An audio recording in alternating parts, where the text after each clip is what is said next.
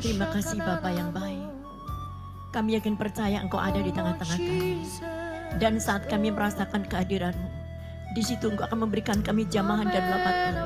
Kami yakin percaya Engkau urapi Tuhan setiap kami wanita-wanita yang selalu berharap bergantung kepadamu. Mari Bapa, Engkau pakai mutiara bibir hamba-Mu. Berbicara Tuhan, ungkapkan setiap suara hatimu, kerinduan-Mu atas kami wanita-wanita-Mu. Kami yakin percaya Tuhan, malam ini akan terjadi satu pemulihan. Malam ini akan terjadi perubahan dalam keluarga kami. Jadikan kami Tuhan sebagai seorang penolong bagi suami kami. Bahkan sebagai ibu yang sangat-sangat mengasihi dan melindungi anak-anaknya. Biarlah Tuhan kami belajar membuat suasana surgawi hadir di dalam keluarga kami. Biarlah Tuhan dalam keluarga kami, di dalam keluarga kami ada satu hal yang luar biasa Engkau jadikan kami Tuhan. Terpujilah nama-Mu Yesus.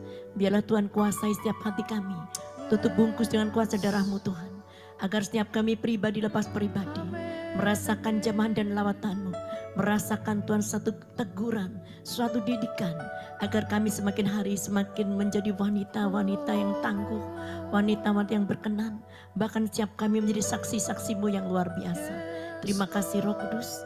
Dalam nama Tuhan Yesus Kristus kami berdoa dan mengucap syukur. Haleluya.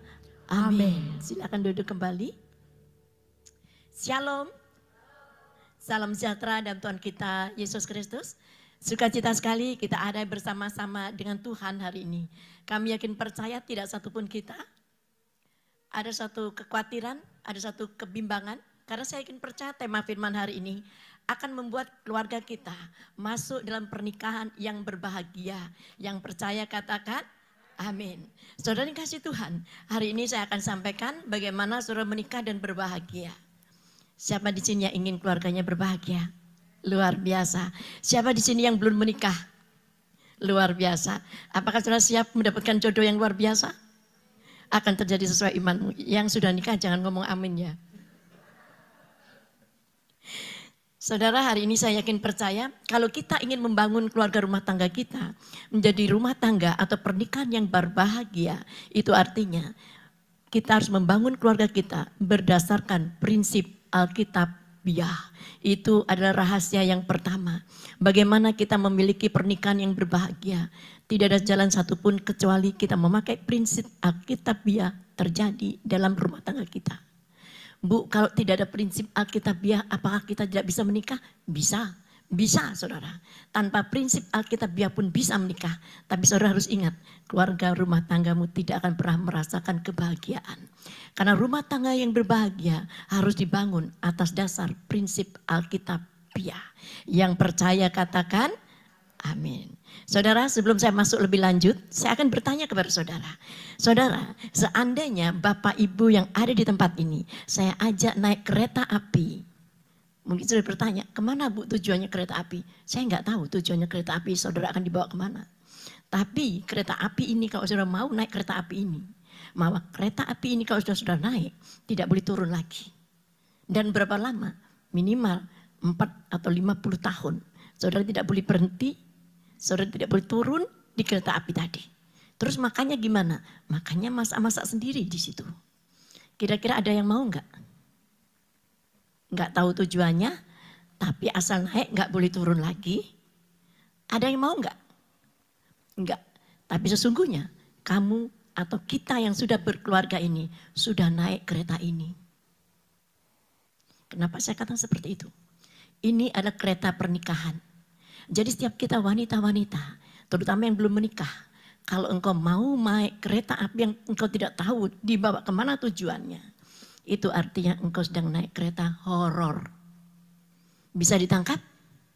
Berapa banyak wanita-wanita yang di luar sana, dia berani mempercayakan hidupnya kepada seorang pria yang tidak mengerti dan tidak pernah menceritakan tujuannya untuk menikahi kita asal kita cinta, yuk kita nikah. Betul nggak seperti itu di luar sana? Banyak terjadi seperti itu. Berapa banyak kita menikah dengan seseorang tapi kita tidak mengerti komitmen dari sang suami tadi. Asal kita senang, langsung kita menikah. Dan ini yang saya katakan, kalau engkau ingin memiliki pernikahan yang berbahagia, engkau harus memakai prinsip Alkitabiah ini di dalam pernikahanmu. Saudara, tadi saya ajak naik kereta api yang tanpa tujuan, gak mau. Karena kereta api yang tanpa tujuan ini akan membawa saudara dalam 50 tahun ke depan. Dan saya anggap itu 50 tahun cukup, karena itu pernikahan emas. Betul gak saudara? Dan hari ini, tadi ada beberapa yang belum menikah. Dan hari ini saudara kira-kira siap menikah umur berapa? 30 tahun? 40 tahun? 20 tahun? Kalau saudara hari ini umur 25 tahun, saudara menikah, berarti 50 tahun, berarti 75 tahun mati. Kok bisa? Saudara, ini orang yang di luar sana. Semakin cepat menikah, semakin cepat mati. Kenapa saya katakan seperti itu? Kalau pernikahanmu tidak berdasarkan Alkitabiah, semakin cepat nikah, semakin cepat mati. Kalau nggak percaya lihat kanan kiri, tapi mungkin tidak di sini ya. Orang yang sudah menikah dibandingkan dengan orang yang belum menikah, itu wajahnya beda. Kalau orang yang belum menikah, engkau lihat wajahnya bersinar-sinar karena mencari cinta yang belum didapat. Tapi yang sudah menikah, wajahnya loyo saudara. Tapi tidak di sini ya. Di sini semuanya prinsipnya Alkitabiah. Wajahnya berseri-seri walaupun menikah. Amin. Beri kemuliaan bagi Allah yang kita sembah. Baik yang onsite maupun online. Walaupun sudah menikah wajahnya berseri-seri. Karena hidupnya berdasarkan Alkitabiah. Amin. Itu yang saya katakan, saudara yang di tempat ini dan yang di online, jangan tegang. Karena hari ini kita akan belajar bagaimana kita bisa masuk dalam pernikahan yang berbahagia. Dan satu prinsipnya adalah berdasarkan Alkitabiah. Kalau mau dibuat seri ini berseri loh saudara, bagaimana kita bisa memiliki pernikahan yang berbahagia. Makanya kalau orang mengerti prinsip, enggak gampang-gampang. Dia akan bagaimana melihat orang laki-laki akan membawa kemana. Apakah aku boleh mempercayakan hidupku kepadamu? Karena aku tidak mau cari ataupun naik kereta horor. Kalau kita naik kereta horor, waduh, penjot saudara. Makanya berapa banyak wanita-wanita yang di luar sana antusias pengen menikah. Hati-hati saudara, jangan asal pengen menikah.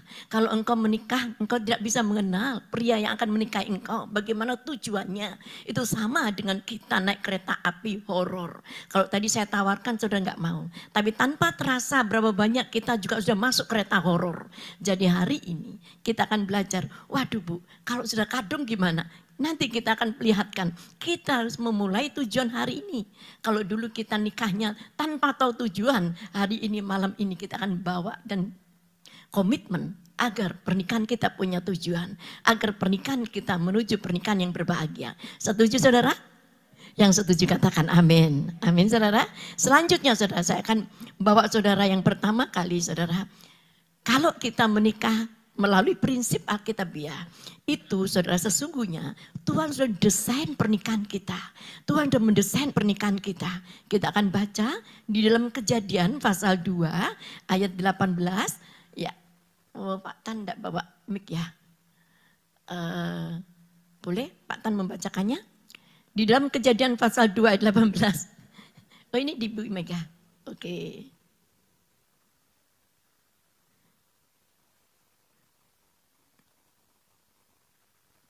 Saudara yang kasih Tuhan, kita harus mendesain, kita harus menyadari bahwa Tuhan sudah mendesain pernikahan kita. Kejadian pasal 2 ayat 18. Kejadian 2 ayat 18. Tuhan Allah berfirman, tidak baik kalau manusia itu seorang diri saja, aku akan menjadikan penolong baginya yang sepadan dengan dia. Amin. Saudara, ini yang saya katakan. Tuhan itu mendesain pernikahan kita. Bahkan Tuhan membicarakan kepada setiap kita. Pernikahan kita akan menjadi pernikahan di surga. Seperti di surga. Di bumi seperti di surga. Kalau saudara mengerti bahwa pernikahanmu didesain oleh Tuhan. Maka pernikahanmu bukan pernikahan di bumi seperti di neraka. Tapi pernikahanmu di bumi seperti di surga. Yang percaya katakan amin. Pertanyakan dalam dirimu, apakah pernikahanmu hari ini di bumi seperti di surga atau di bumi seperti di neraka? Karena Tuhan mendesain pernikahan kita menjadi pernikahan yang berbahagia. Karena buktinya sudah dikatakan tidak baik kalau manusia itu seorang diri saja. Itu artinya Tuhan sudah mendesain saudara tidak seorang diri, tapi engkau dikatakan tidak baik. Manusia itu seorang diri. Jadi yang belum nikah, menikahlah. Tapi cari yang betul-betul engkau mengerti bahwa pria ini ingin punya tujuan dan memiliki tujuan. Agar engkau tidak naik kereta horor. Amin, saudara.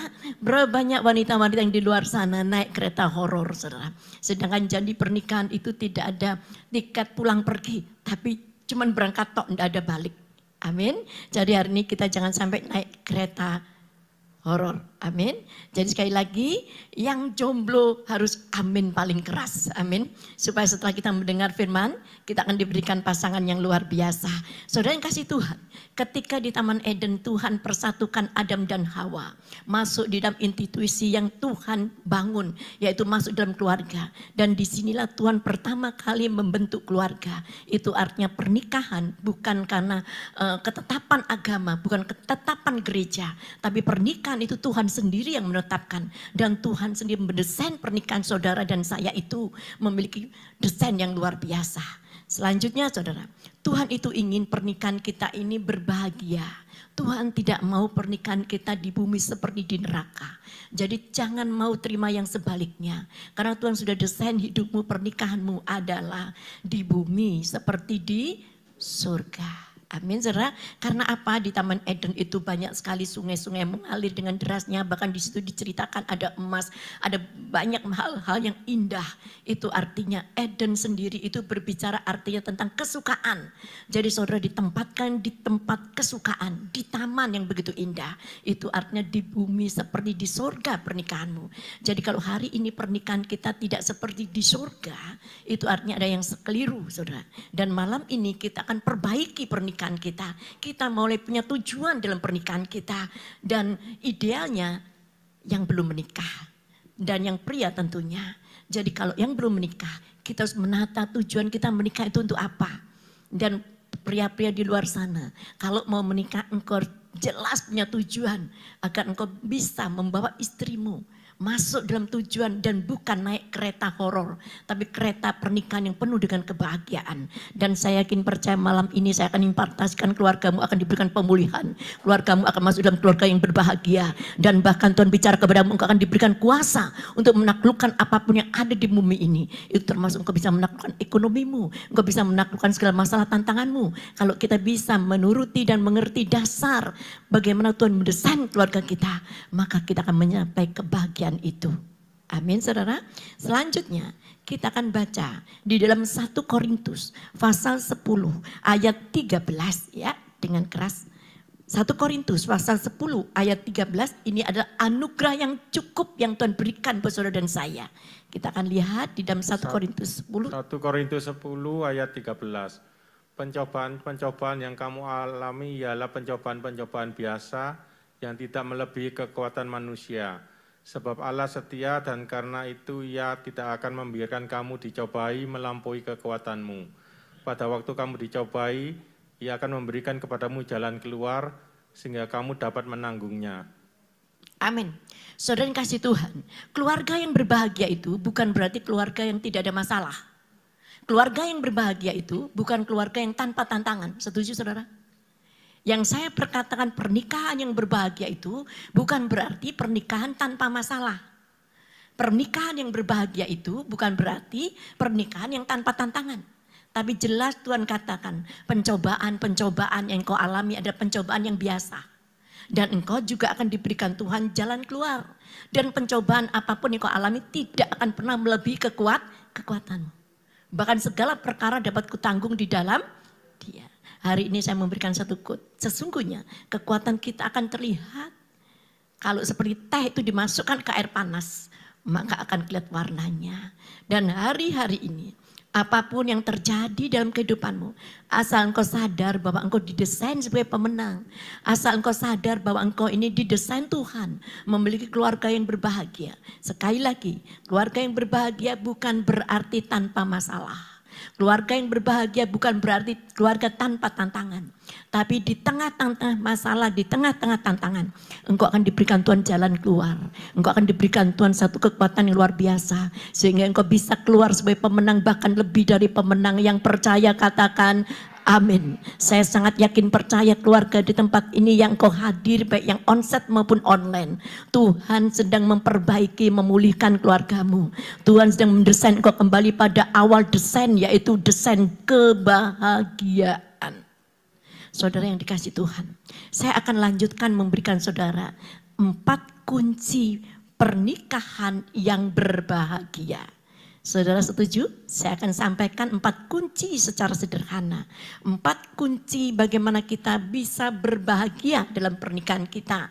Nanti saya selanjutnya akan sambung tentang tujuan pernikahan. Yang pertama, engkau bisa berbahagia karena kebahagiaan itu bukan keadaan. Kebahagiaan itu bukan kita lihat situasi keadaan, kalau suami kita pulang membawa berlian kita akan bahagia, bukan seperti itu saudara. Kebahagiaan itu ada keputusan kita. Situasi kondisi yang tidak nyaman pun kita harus rela memutuskan untuk berbahagia. Karena kembali lagi saya katakan kebahagiaan itu bukan keadaan. Kebahagiaan itu adalah keputusan. Seperti kesuksesan itu bukan turun dari langit. Tapi kesuksesan keberhasilan itu adalah upaya dan usaha kita. Amin saudara. Dan ini ada kunci yang pertama.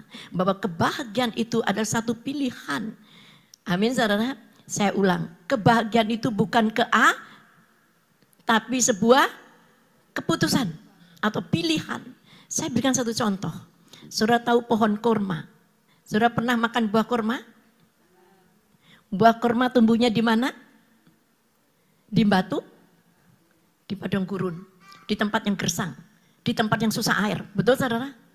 Seandainya saudara bisa merasakan sebagai pohon kurma, secara fisik enak enggak dia ditempatkan di tempat yang gersang, susah air? Enggak enak. Kalau bisa komplain, dia komplain. Kok enak Itu pohon mangga, pohon apel, ditempatkan di tempat yang sejuk. Sedangkan aku di tempat yang gersang. Dia bisa kepahitan, betul enggak saudara? Tapi dia tetap memilih berbahagia. Kenapa saya katakan dia memilih berbahagia? Buktinya dia memberikan buah yang manis dan saudara bisa menikmati buahnya. Itu ada satu bukti bahwa kebahagiaan sukacita itu bukan dari keadaan tapi dari pilihan dan keputusan kita. Amin saudara? Bisa menangkap? Sesulit apapun rumah tangga keluargamu. Semenjengkelkan apapun pasanganmu. Kalau engkau bisa putuskan bahagia, maka engkau bisa menikmati keluargamu di bumi seperti di surga. Itu adalah kunci yang pertama. Jadi kebahagiaan itu adalah satu keputusan. Saudara lihat pohon korma di tempat yang gersang, sulit air. Tapi dia memilih memutuskan untuk berbahagia. Buktinya buahnya manis, tidak pahit. Amin. Saya berikan satu contoh lagi kehidupan. Saya yakin percaya di sini pernah mendengar nama yaitu Joyce Meyer, penginjil yang terkenal dari luar negeri. Amin. Pernah enggak? Pasti pernah. Siapa itu Joyce Meyer? Seperti ada satu pepatah, di balik kesuksesan seorang pria, pasti di baliknya ada wanita yang hebat. Pernah mendengar pepatah seperti itu? Pria yang sukses pasti di baliknya ada wanita yang hebat. Tetapi yang terjadi pada Joyce Meyer ini kebalikannya. Kesuksesan Joyce Meyer terkenal sebagai penginjil wanita. Seluruh dunia kenal dia. Tapi di balik kesuksesannya ada seorang suami yang hebat yang mendukung dia. Siapa suaminya? Joyce Meyer? Mungkin saudara jarang yang tahu suaminya. Karena suaminya jarang sekali diekspos. Dia adalah Dave Meyer. Kenapa saya katakan kesuksesan Joyce Meyer didukung oleh Dave Meyer? Saudara yang kasih Tuhan, ini bukan satu rahasia. Ini sudah satu rahasia umum. Saudara bisa lihat di Google siapa sebenarnya Joyce Meyer ini. Saudara tahu Joyce Meyer ini masa kecilnya atau masa mudanya. Dia diruda paksa, diperkosa sendiri oleh ayah kandungnya. Sehingga dia menjadi wanita yang penuh dengan kepahitan. Menjadi wanita yang penuh luka dan sakit. Ingat saudara, wanita atau siapapun kita kalau kita menyimpan kedendaman, kebencian dan luka. Kita akan menyerang ke sana kemari. Kita penuh dengan sampah dan kita akan membuang sampah kepada siapapun yang kita temui. Begitu pula gambaran Joyce Meyer sebelum dia menjadi penginjil yang hebat. Dia adalah wanita yang penuh dengan kepahitan. Karena dia merasakan kekerasan ruda paksa tidak kurang dari 200 kali dia diruda paksa oleh ayahnya. Saudara bisa bayangkan bagaimana keadaan dia. Mulai dari muda dia diperkosa. dia mengalami suatu pelecehan yang luar biasa. Sehingga dia mengalami trauma yang begitu hebat. Tapi dia menemukan seorang pria, Dave Meyer, yang bisa mengerti dia. Tapi Dave Meyer juga mengalami luka-luka yang ditimbulkan oleh Joyce Meyer. Awal pernikahan mereka tidak mengalami yang menyenangkan. Karena apa? Setiap perkataan Joyce Meyer selalu menyakiti Dave. Selalu memperkatakan yang kasar. Selalu menyakiti. Sehingga Dave Meyer merasa terluka. Tapi dia tidak mau membuat luka ini dalam keadaan keluarganya. Dia mau menciptakan keluarganya di bumi seperti di surga. Maka dia putuskan untuk berbahagia di tengah-tengah kesakitan yang dia alami. Dia selalu diperlakukan kasar. Semakin Dave Meyer membuat dirinya bahagia sendiri dengan bergantung sepenuhnya kepada Tuhan. Semakin marahlah Joyce Meyer ini. Biasanya orang yang kepahitan paling tidak suka melihat orang lain berbahagia. Begitu pula yang dilakukan oleh Joyce Meyer terhadap Dave Meyer. Tapi Dave Meyer tetap bertahan dalam pernikahannya. Itu yang saya katakan, jangan gampang menyerah. Dengan kesabaran Dave Meyer, dengan keuletan Dave Meyer untuk mempertahankan pernikahannya. Itu yang saya katakan, kebahagiaan pernikahan kita bukan keadaan. Mungkin hari ini pasangan kita tidak ideal, tapi kalau hari ini kau mendengar firman Tuhan, pernikahan yang berbahagia bukan keadaan, tapi dari keputusanmu lah, seperti pohon kurma di tengah-tengah kegersangan, di tengah-tengah kekeringan, dia tetap memberikan buah yang manis buat saudara. Saudara yang kasih Tuhan, walaupun Dave Meyer disakiti, dilukai, dikasari oleh Joyce Meyer, Dave tetap bertahan dan mengasihinya. Dan kasih kelembutan Dave ini konsisten. Dan bertahun-tahun kemudian menyadarkan. Akhirnya Joyce Meyer bertobat dan dijamah oleh Tuhan. Dan akhirnya dia menjadi seorang penginjil yang luar biasa. Itu satu bukti. Bahwa pernikahan yang berbahagia bukan keadaan. Kebahagiaan itu bukan keadaan. Tapi kebahagiaan itu ada keputusan. Dan saya berharap malam ini engkau mengerti. Separah apapun keluargamu, separah apapun pasanganmu, milikilah pengertian bahwa Tuhan membangun rumah tangga. Bahwa Tuhan yang membentuk keluarga itu adalah Tuhan sendiri. Bukan agama, bukan gereja. Tapi Tuhan pertama kali menciptakan itu adalah keluarga dari Adam dan Hawa. Amin saudara. Jadi sekali lagi hari ini kita mengerti kekerasan hati Joyce akhirnya tersentuh oleh jamaah Tuhan. Karena Dave Meyer ini selalu konsisten memberikan kelembutan. Apapun yang diuntahkan, diperlakukan, kata-kata kasar, perlakuan yang tidak baik, dia terima dengan kelembutan. Dan singkat kata, dia menjadi suami yang luar biasa, bisa menopang, mendukung istrinya.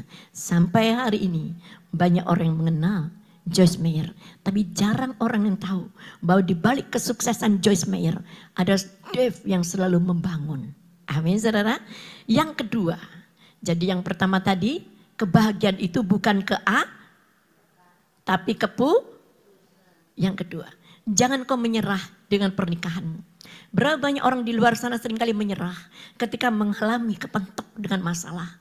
Saudara yang kasih Tuhan, sendok dan garpu itu adalah pasangan. Tapi ketika kita memakainya selalu berdering, berdetak. Betul gak saudara? Pernah makan tanpa suara? Pasti bersuara. Bahkan bibir kita ini untuk melindungi gigi kita. Tapi seringkali kadang kita juga menggigit bibir kita. Betul gak saudara? Padahal bibir itu untuk melindungi gigi kita. Tapi seringkali tergigit bibir kita. Itu artinya saudara, jangan kau menyerah dengan pernikahanmu saat ini. Ingatlah bahwa Tuhan menciptakan engkau dengan hal-hal yang luar biasa. Saudara yang kasih Tuhan, jangan pernah menyerah dengan pernikahanmu. Saudara juga melihat bagaimana pohon kurma ditanam di padang gurun. Di tengah-tengah kegersangan tidak ada air.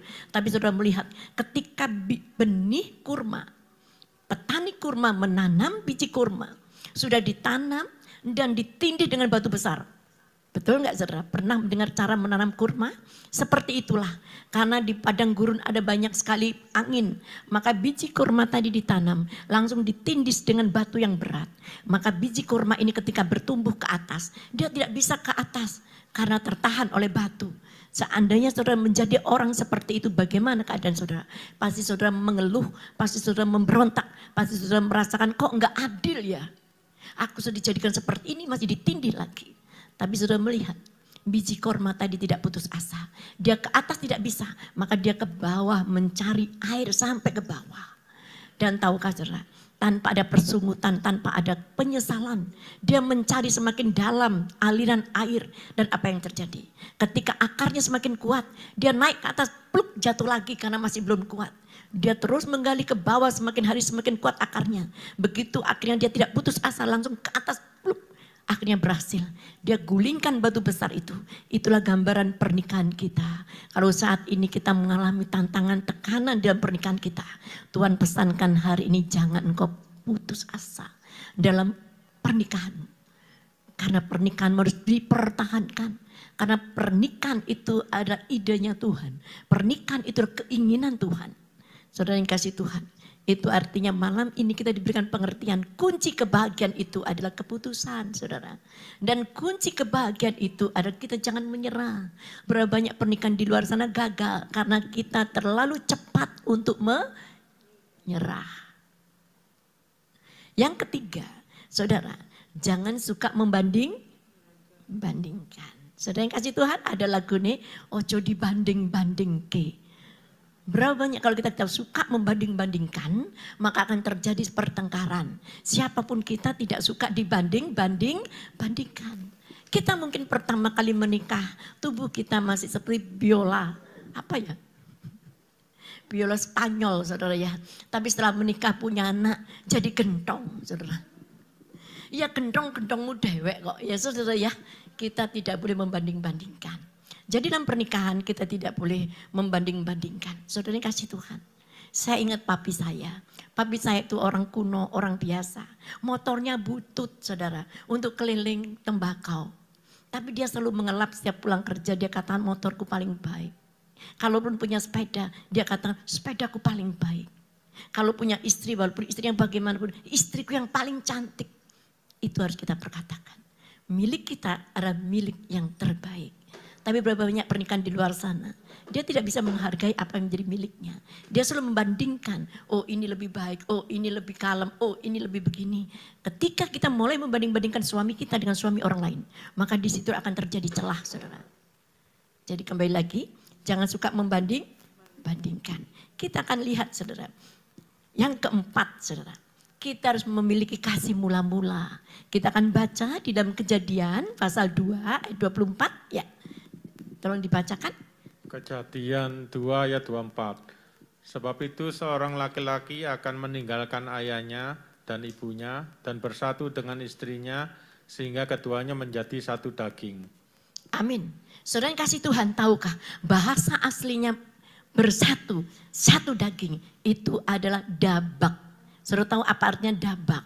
Dabak itu artinya saudara berusaha menangkap, berusaha untuk memenangkan hatinya. Ditolak pun tetap setia. Ini artinya dabak. Saya yakin percaya bapak-bapak atau ibu-ibu sebelum menikah pasti ada calon suami kita yang selalu mengejar kita. Berapa banyak ketika dalam pernikahan seringkali saya mendengar istri ngomong, aku dulu gak suka loh bu sama ini. Ini sama sekali bukan kriteria saya. Tapi karena dabak sang suami tadi begitu getolnya ingin memenangkan wanita ini. Walaupun dia bukan termasuk kriteria wanita tadi. Akhirnya juga luluh juga. Betul gak saudara? Kalau wanita yang gak mau itu pria gampang bisa menaklukkan. Karena pria begitu getolnya, begitu dabaknya dia menangkan agar dia dapatkan wanita tadi. Itu namanya dabak. Tapi seringkali ketika sudah memenangkannya, dabaknya hilang, saudara. Betul enggak? Lak wis dapat enggak seperti dulu. Tapi hari ini kita mulai mempertahankan pernikahan kita. Tapi awal kita memenangkan wanita tadi bagaimana? Dan itulah yang menjadi kuncinya kebahagiaan pernikahan. Ya atau ya? Ketika belum dapat, wah hujan angin, hujan api pun ku seberangi. Betul enggak saudara? Hujan apapun, gunung pun akan ku daki. Betul enggak saudara? Tapi setelah dapat, wah enggak dabak lagi. Ayo ke gereja, hujan loh. Padahal dulu hujan datang saudara ya. Tapi sekarang sudah menikah, hujan males. Berangkat tuh dewek hujan deres. Menurut ya saudara ya. Tapi di sini enggak ada, hujan pun datang. Betul saudara? Jadi kita harus menyatakan dabak ini tetap ada dalam kehidupan kita. Siapa yang setuju katakan? Amin. Yang online yang setuju katakan? Amin. Kita harus dabak. Bukan dabak kepada istri dan suami kita saja. Bukan dabak kepada anak dan keluarga kita saja. Tapi malam ini Tuhan juga inginkan kita dabak kepada Tuhan. Ketika kita punya cinta mula-mula kepada Tuhan. Tidak peduli pagi, siang, doa malam, Senin, Rebu, Kamis. Ada 7 hari kita 8-10 kali ibadah. Tapi ketika kita sudah mendapatkan kenikmatan, kita lupa. Ayo kita dapat kembali kepada Tuhan. Kita pertahankan cinta mula-mula kita kepada Tuhan. Begitu pula dengan istri dan suami kita. Kita dapat kembali mempertahankan kasih yang mula-mula. Kalau dulu ditolak pun kita tetap setia menanti. Itu modalnya pria seperti itu loh saudara. Ditolak, semakin ditolak dia semakin ngejar loh saudara. Tapi ketika mendapatkan, kenapa kita tidak dapat terus gitu loh. Jadi kita harus tetap dabak. Itu ada kunci kebahagiaan yang terakhir, yang keempat. Amin saudara. Lanjut, apa sih tujuan menikah? Karena malam ini terutama yang masih jomblo harus mengerti apa sih tujuan menikah. Jangan sampai kamu naik kereta horor loh. Berapa banyak wanita-wanita yang di luar sana naik kereta horor saudara. Percaya saudara? Tadi ditawari naik kereta nggak tahu kemana tujuannya saudara nolak. Tapi sesungguhnya engkau sudah naik kereta horor kalau engkau tidak mengerti tujuan pernikahan. Saudara yang kasih Tuhan, saya tanyakan ini. Apa tujuan saudara menikah? Karena saya terlalu banyak konseling orang, kenapa kamu cepat menikah? Dia katakan tujuan menikah itu apa? Yang pertama, saya dapat dari orang-orang yang konseling kepada saya. Iya bu, daripada di rumah dimarahin mama, daripada di rumah dikepui papai, mendingan aku kawin melok. Nah, kalau tujuan menikahmu itu, kamu lepas dari masalah yang satu, kamu masuk dalam masalah yang lain. Itu bukan alasan untuk menikah. Berapa banyak gadis-gadis menikah karena mulai bosan di rumah, mendengarkan cerewetnya orang tua. Karena sering dipukuli papanya, maka dia lebih baik menikah. Itu salah. Kalau tujuan kita menikah hanya karena menghindar dari pukulan, dari marah papa mama kita, maka engkau sama dengan keluar dari masalah yang lain, masuk kepada masalah yang lain. Itu namanya menyelesaikan masalah. Dengan kalau gaden kan enggak. Gade, menyelesaikan masalah tanpa gaden pun juga masalah saudara. Itu namanya menyelesaikan masalah dengan masalah saudara. Yang kedua, kalau tujuanmu menikah, kalau ditanya, kenapa kamu menikah? Bu doakan saya ingin menikah. Kenapa cepat menikah? Saya sudah 30 tahun loh bu. Kalau kamu menikah hanya karena takut umurmu semakin bertambah, itu juga salah. Akhirnya kamu asal siapa saja. Kalau biasanya kita umur 18 tahun, kamu mau naksir aku? Kamu pikir siapa aku? Kalau sudah umur 25 tahun, siapa kamu? Kalau sudah 30 tahun, siapa sajalah yang mau. Bahaya saudara. Tujuan menikah itu harus betul-betul kita tanya dalam diri kita sendiri. Tujuan kita menikah untuk apa? Saudara yang kasih Tuhan. Ketika saya umur 37 tahun, masih muda loh, 37 tahun itu masih muda. Banyak yang mau loh saudara. Tapi saya mikir tujuan saya menikah untuk apa? Kalau tujuan saya menikah hanya ingin supaya orang laki memenuhi kebutuhan rumah tangga, itu salah saudara. Itu bukan dasar menikah yang kuat. Dan selanjutnya ketika ditanya kenapa kamu ingin cepat menikah? Ya karena kebutuhan biologis bu. Salah besar, walaupun itu memang harus ada. Eros itu harus ada dalam pernikahan. Kalau sudah menikah dan katakan bu berkatin saya. Karena saya mencintai pasangan saya. Tapi kita selalu kudus bu, pacaran 2 tahun tidak pernah ciuman. Kita kudus, kita pacarannya itu yang ngusir setan, pelayanan, nyembuhin orang, besuk orang, itu pacaran kita bu. Tapi tidak ada nafsu sama sekali. Saya nggak mau memberkati. Itu namanya eros harus ada dalam pernikahan. Bayangkan kalau sudah menikah, tidak ada eros, tidak ada nafsu. Malam pertama deng ding deng, malam di kamar, kita mau ngapain sayang? Kita pujian yuk, pujian penyembahan. Malam kedua mau ngapain kita sayang? Baca Alkitab yuk. Malam ketiga mau ngapain sayang? Kita sharing firman Tuhan. Enggak mungkin saudara. Dan saya yakin percaya, eros harus ada, tetapi itu bukan tujuan utama kita. Kalau kita menikah hanya karena kebutuhan biologis, maka jangan heran. Itu akan membosankan. Dan akhirnya makanya banyak perselingkuhan saudara. Betul saudara? Hari ini banyak sekali perselingkuhan. Karena salah untuk menggalang pernikahan itu ada tujuan yang jelas. Nanti kita akan lihat tujuan pernikahan yang betul itu seperti apa. Kalau tadi sudah 4 kunci saya berikan supaya saudara bisa menggalang pernikahan saudara dengan baik. Dan hari ini saya akan singkapkan pernikahan yang bagaimana yang baik saudara. Kita akan baca di dalam Mazmur 112 ayat 1 sampai 3. Mazmur 112 ayat 1 sampai 3. Mazmur 112 ayat 1 sampai 3. Haleluya, berbahagialah orang yang takut akan Tuhan, yang sangat suka kepada segala perintahnya. Anak cucunya akan perkasa di bumi, angkatan orang benar akan diberkati. Harta dan kekayaan ada di dalam rumahnya, kebajikan tetap untuk selamanya. Amin. Jadi sekali lagi saudara, berbahagia orang yang takut akan Tuhan. Orang yang takut akan Tuhan itu, anak cucunya akan perkasa di muka bumi ini. Orang yang takut akan Tuhan itu, harta dan kekayaan ada dalam rumahnya. Saudara bayangkan berapa banyak orang di luar sana, kalau mencarikan anaknya cari yang kaya. Kalau ingin menikah cari yang kaya. Saudara tahu risikonya sama orang kaya. Kalau kamu tidak sesama kaya, orang kaya biasa punya sopir, punya suster, suka memerintah. Kamu akan dijadikan pembantu. Orang kaya harus dapat orang kaya baru imbang. Tapi ada juga saudara, orang kaya bisa dapat orang miskin. Kalau orang kaya tadi takut akan Tuhan, itu akan mendapatkan kebahagiaan yang luar biasa. Jadi kalau mencari itu nomor 2 lah, nomor sekian lah harta itu. Nomor 1 itu cari yang takut akan Tuhan. Kalau dia kaya takut akan Tuhan, itu luar biasa. Kalau dia kaya tapi tidak takut akan Tuhan, maka hidupmu akan penuh dikebukin. Betul nggak saudara? Berapa banyak orang-orang yang kaya, KDRT, bahkan nikah kemana-mana, karena nggak takut Tuhan. Kalau engkau menikah dengan orang kaya dan takut akan Tuhan, itu istimewa banget saudara. Tapi kalau orang biasa tapi takut akan Tuhan, itu pun juga akan diberkati Tuhan secara luar biasa. Amin saudara. Dan saya yakin percaya bukti Tuhan kita ingin kita ini bahagia. Itu ada di dalam Kejadian pasal 2 ayat 18. Kita akan baca ulang. Kejadian 2 ayat 18. Tuhan Allah berfirman, tidak baik kalau manusia itu seorang diri saja, aku akan menjadikan penolong baginya yang sepadan dengan dia. Amin. Jadi Tuhan inginkan kita betul-betul memiliki pasangan yang sepadan. Pada suatu kali ada seseorang yang datang kepada saya. Dia katakan, Bu, kita ini pasangan yang betul-betul di dalam Tuhan, Bu. Tapi mama papa saya tidak setuju. Kenapa? Karena pasangan saya ini orang miskin. Tapi dia seorang yang takut Tuhan. Saya katakan, wah jenis ini harus dengan doa dan puasa. Bukan setan aja yang perlu diskusi dengan doa dan puasa. Kita harus doa dan puasa. Kelilingi rumah pacarmu itu pada hari puasa saudara. Hari keberapa?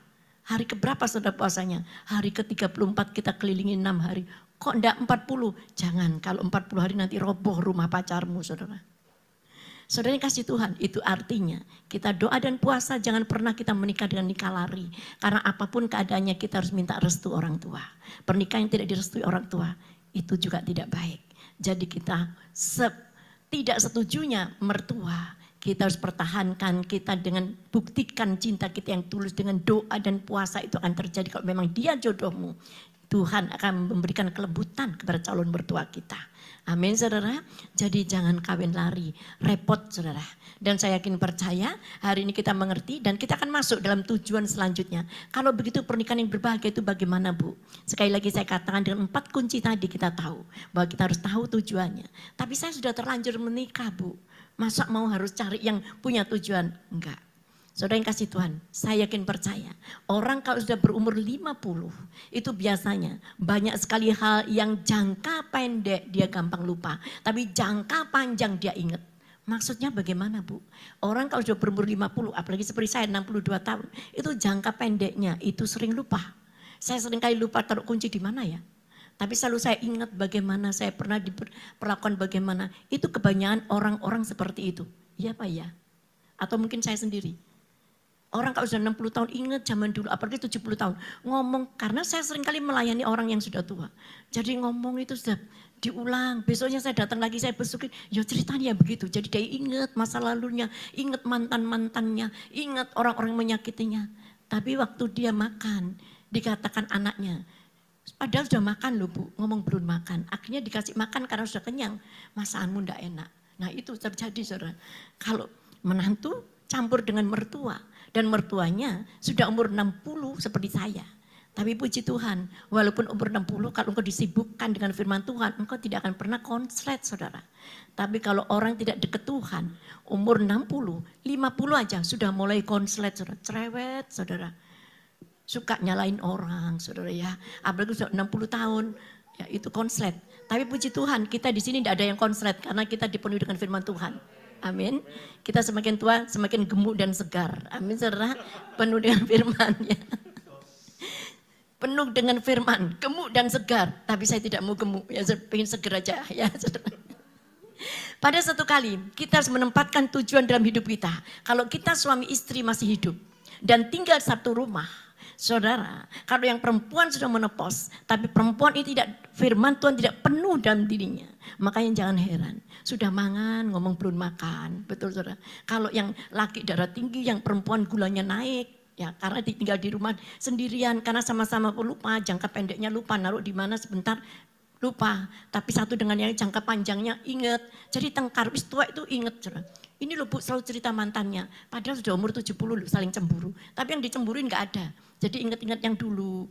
Dulu kamu janjian itu terus dibikin pertengkaran. Karena apa saya tahu? Karena saya melayani keluarga ini, makanya saya bisa khotbah saudara. Makanya saya katakan jangka pendeknya suka lupa. Sudah makan, ngomong belum makan. Jadi disuntik insulin. Sudah disuntik, ngomong belum. Akhirnya disuntik lagi, akhirnya tepar, saudara ya. Itulah kejadiannya, betul saudara.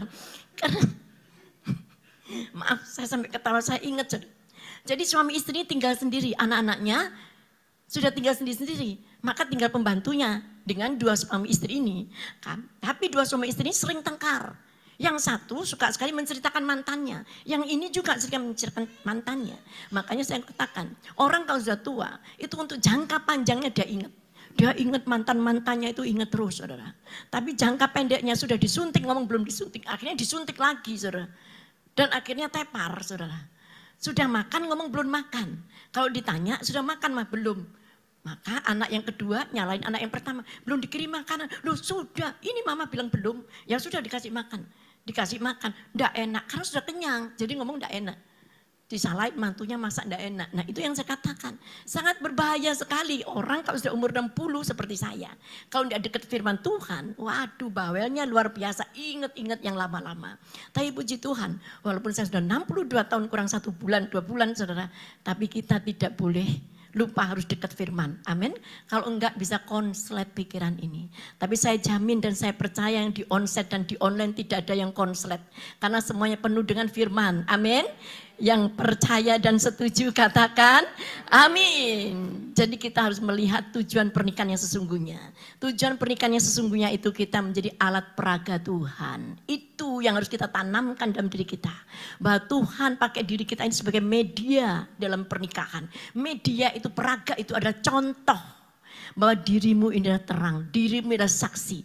Coba kalau sudah tidak sadar menjadi peraganya Tuhan.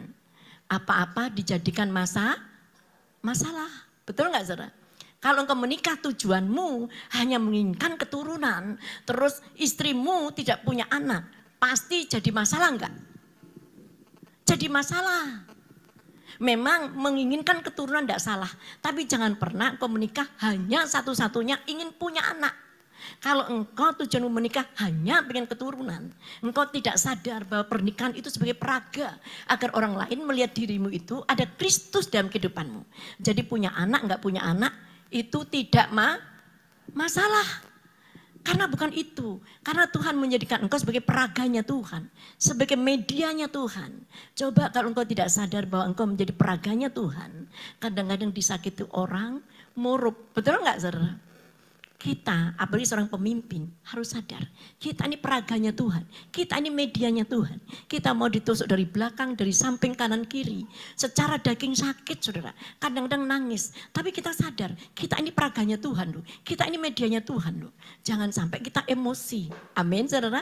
Itulah gunanya pernikahan. Walaupun apapun yang terjadi, jangan pernah engkau putus asa dan menyerah. Dan tujuan Tuhan menciptakan engkau menjadi peraganya Tuhan. Katakan dan ketik, aku adalah peraganya Tuhan. Aku adalah medianya Tuhan. Yang setuju katakan amin. Pulang dari tempat ini apapun yang menyakiti engkau, ingat Engkau indah medianya Tuhan, engkau indah peraganya Tuhan. Tapi ada saudara, orang yang pacaran itu cari yang idealis. Ya, yang lemah lembut, sabar, penuh dengan kemurahan hati, penguasaan diri. Itu namanya buah roh. Ada Pak, ada Bu yang model seperti itu. Tapi tunggu nanti di surga ketemu seperti itu. Karena setiap kita yang di bumi masih belum ada seperti itu.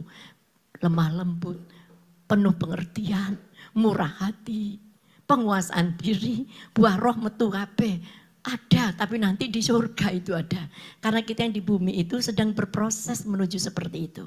Jadi apa yang menjadi kelemahan suami, itu biasanya ada di istri kekuatannya.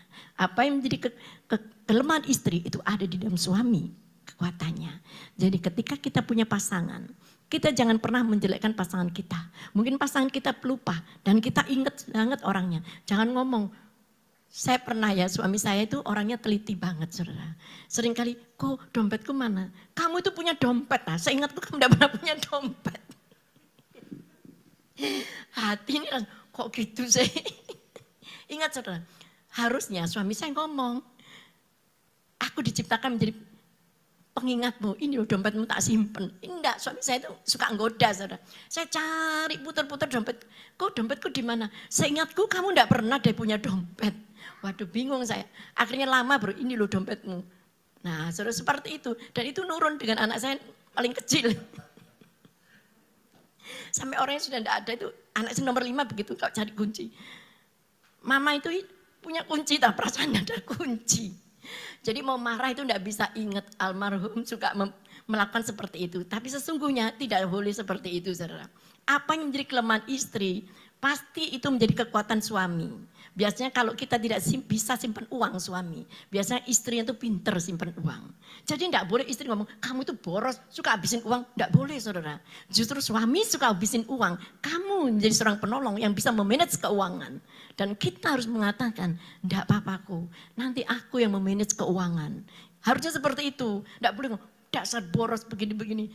Jangan kita cari kebingungan, dibilang seperti suami saya tadi. Saya ingatku kamu tidak punya dompet dah. Nah itu membuat kita putus asa. Jadi kalau kita kemana-mana tidak berani tanya lagi saya nanti. Ya, dan itu artinya rahasia bagaimana hidup pernikahan menjadi bahagia. Itu harus saling melengkapi. Kalau kotak, mulutnya kotak dengan penutupnya. Lebih besar mana penutupnya dengan kotaknya? Pasti lebih besar penutupnya. Jadi kalau kita sama-sama kuat, sama-sama ingat dalam hal banyak, nggak mungkin cocok. Justru yang satu lemah, yang satu kuat. Mungkin kita lemah dalam keuangan, suami kita mungkin nggak bisa memanage, kita sebagai istri, sebagai penolong. Karena suami itu punya tujuan dan kita seorang istri harus membantu menolong tujuan kesuksesan suami kita. Yang percaya katakan amin. Dan engkau pulang dari tempat ini, engkau mempunyai satu pandangan yang luar biasa. Engkau menjadi wanita-wanita yang luar biasa. Bahkan engkau menjadi wanita penolong yang luar biasa. Dan engkau menolong suamimu menuju kesuksesan yang luar biasa. Dan saya yakin percaya malam ini engkau akan dijadikan Tuhan wanita-wanita yang hebat, wanita-wanita yang menjadi penolong, bahkan engkau akan bisa menolong suami sukses secara luar biasa. Itu terjadi dalam kehidupanmu, baik yang onset maupun yang online, urapan Tuhan turun ke atasmu. Wanita-wanita yang perkasa, dalam mulut lidahmu akan keluar perkataan yang luar biasa, dan tanganmu akan bisa menolong suamimu menuju kesuksesan dalam segala hal. Dan ketika kita melihat tujuan kita, saudara yang kasih Tuhan, jangan takut saudara. Memang kalau engkau melihat pernikahan-pernikahan di luar sana, bukan pernikahan orang Kristen ya saudara ya. Kalau kita masih pacaran saudara ya, ini pernikahan orang dunia ya. Kalau masih pacaran lagunya itu beda. Sukacita ya saudara. Sukacita mengalir. Bagaimana itu Pak lagunya? Sukacita, sukacitamu mengalir dalamku. Yes, itu masih pacaran saudara. Biasanya seperti itu lagunya. Itu orang dunia, saudara. Kalau kita enggak, saudara. Tapi kalau orang dunia waktunya bulan madu, lagunya beda lagi, Pak. Apa? Mor.